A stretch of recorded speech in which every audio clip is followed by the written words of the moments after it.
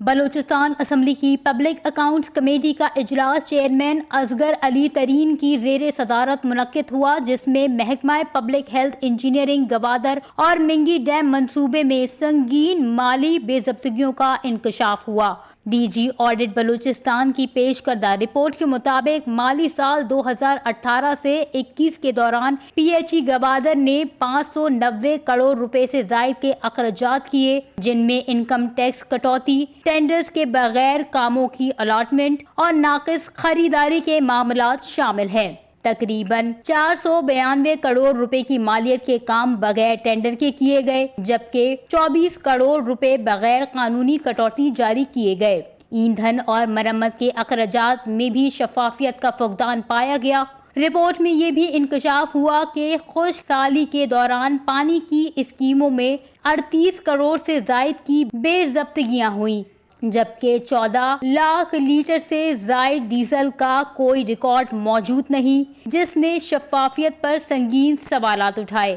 منگی ڈیم منصوبے کی آڈٹ رپورٹ میں بتایا گیا کہ منصوبہ جون 2022 میں مکمل ہونا تھا، لیکن ناقص منصوبہ بندی اور مشاورتی ادارے کی نااہلی کے باعث لاگت 7 ارب سے بڑھ کر 18 ارب روپے سے تجاوز کر چکی ہے۔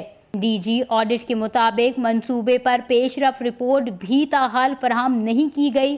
چیئرمین پی اے سی اصغر علی ترین نے اجلاس سے خطاب کیا کہ قومی خزانے کے ساتھ کھلواڑ ناقابل برداشت ہے۔ انہوں نے منصوبے کی تکمیل میں تاخیر پر برہمی کا اظہار کرتے ہوئے خود منگی ڈیم کے دورے کا اعلان کیا۔ چیئرمین نے کہا کہ اگر دسمبر 2025 تک منصوبہ مکمل نہ ہوا تو دوبارہ خصوصی آڈٹ کرایا جائے گا اور ذمہ داروں کے خلاف کارروائی ہوگی۔ اجلاس میں مولانا ہدایت نے کہا کہ اگر فنڈ شفاف طریقے سے خرچ ہوتے تو آج گوادر کو پانی کی قلت کا سامنا نہ ہوتا، جبکہ فضل قادر مندخیل نے معاملہ نیب کو بھجوانے کی تجویز دی۔ چیئرمین نے اجلاس کے اختتام پر کہا کہ پی اے سی مالی بدعنوانیوں کو بے نقاب کرے گی اور سخت قانونی اقدامات کیے جائیں گے تاکہ عوام کا اعتماد بحال ہو۔